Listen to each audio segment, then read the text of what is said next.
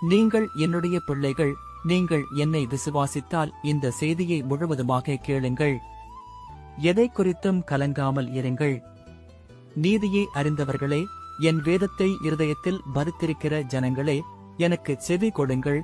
மனுஷரின் நிந்தனைக்கு பயப்படாமலும் அவர்கள் தூஷணங்களால் கலங்காமலும் இருங்கள்.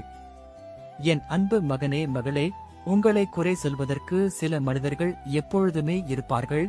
அதைப் பற்றி நீங்கள் ஒருபோதும் கவலைப்படாமல் இருந்து கர்த்தராகிய என்னை நீங்கள் பின்பற்றிக் கொண்டே இருங்கள்.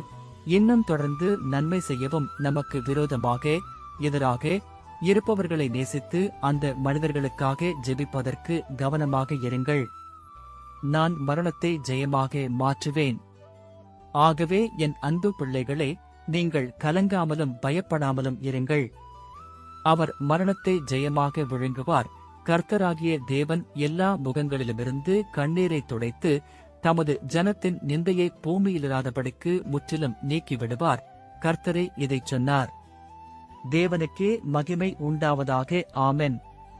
விசுவாசித்தால் ஆமென் சொல்லுங்க.